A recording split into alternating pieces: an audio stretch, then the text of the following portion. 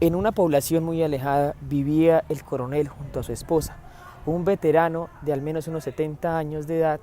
el cual se encontraba en una situación apartada luego de haber servido al Estado colombiano en la Guerra de las Mil Días.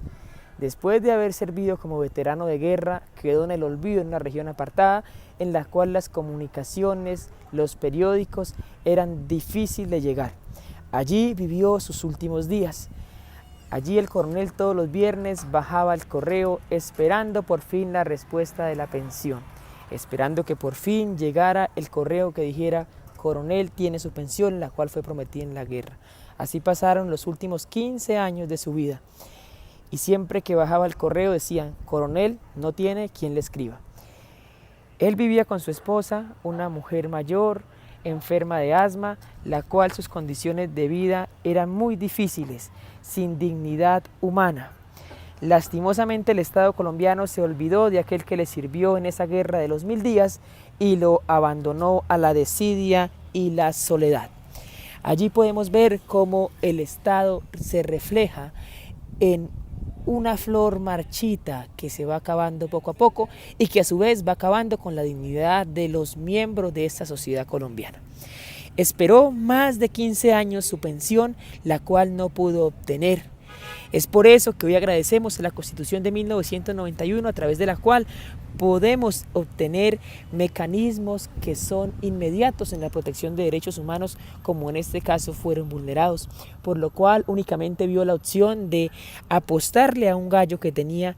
de su difunto hijo, que no se sabe cómo fue que murió, pero que lastimosamente en la violencia de Colombia falleció. Este era la única esperanza para el coronel para poder vivir, por lo cual empezó a vender todos sus objetos personales, sus posesiones, para poder comer, porque día a día se acababa su sustento. Llegaron a tal punto que ni el gallo tenía que comer, por lo cual empezaron a vender todo lo que tenían, y en una escena muy recordada para toda la ciudadanía colombiana lectora de este libro, encontramos que su esposa le dice: coronel, ¿qué vamos a comer hoy? Y en un tono desesperado y angustioso responde: mierda, porque lastimosamente no tenían nada.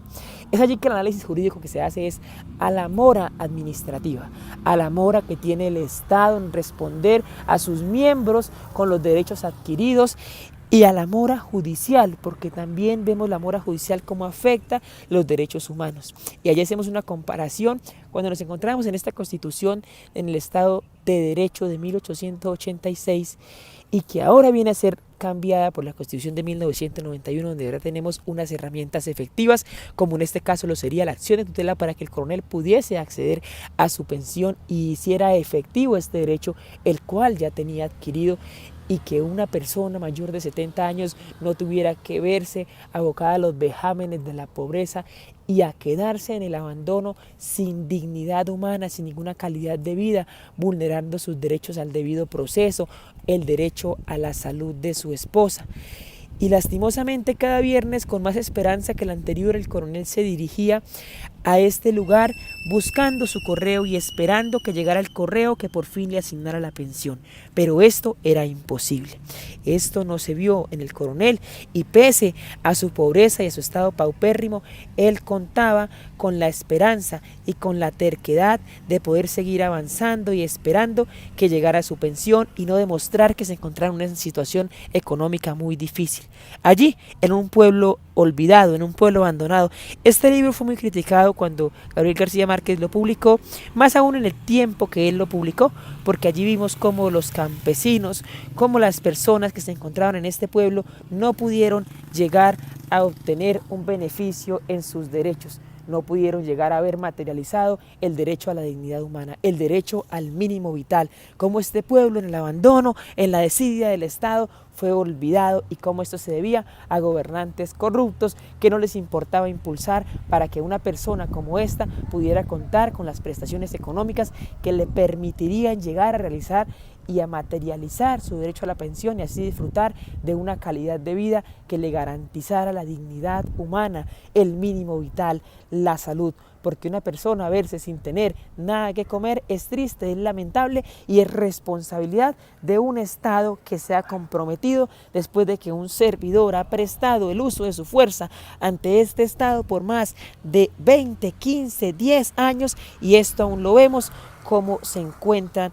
mancillados los derechos humanos, pese a que hoy tenemos algunas herramientas jurídicas que nos ayudan. Entonces este análisis de este libro me parece muy importante, porque aparte de ser un autor colombiano que nos narra, nos plasma la crudeza que sucede en los territorios, es el lugar donde sucedió esa situación, puede ser el lugar donde usted se encuentra, donde yo me encuentro. Ese coronel que nombran allí en la historia puede ser su abuela, su tía, su vecina, su prima, pero que hoy afortunadamente podemos ayudarle a través de mecanismos judiciales, a través de acciones constitucionales, como lo son la acción de tutela. Gabriel García Márquez. Este fue un escritor colombiano que aportó bastante en la literatura. Es un colombiano al que se le conoció por mostrarnos la cruda realidad, por mostrar la historia de Colombia, y no desde una forma alegre, sino como en realidad se vivió, las historias que muchas personas vivieron, que no es ajena a nadie y que aún nuestros abuelos nos cuentan a nosotros. Por eso el día de hoy esta historia nos sirve para analizar, para ver el cambio tan grande que han habido, cómo han avanzado las garantías fundamentales, cómo el acceso a la justicia hoy en día es muchísimo más fácil, cómo hoy en día sí podemos acceder a una pensión sin antes llegar a morirnos. Por eso es muy triste cómo en la historia nos muestran, nos enseñan, nos relatan hechos como que los amigos del coronel mueren antes de acceder a su pensión, y cómo el coronel en un momento tan desesperado sigue aún intentando y aún tiene fe en que llegue su pensión. Por eso hoy en día es muy reconfortable y es muy chévere que el día de hoy podamos acceder a la pensión, tengamos esas garantías. Por eso este libro, finalmente, y como una conclusión, nos ayuda a analizar, nos ayuda a recordar cuál ha sido ese retroceso, cuáles han sido los cambios, cómo la acción de tutela es un mecanismo tan idóneo, es tan fundamental, que nos ayuda a garantizar nuestros derechos fundamentales. Por eso este libro también nos debe servir, esta novela de este autor colombiano ya fallecido, nos debe servir además para aprender de la historia colombiana, para llevar a esos momentos que vivieron nuestros abuelos quizá o nuestros ancestros.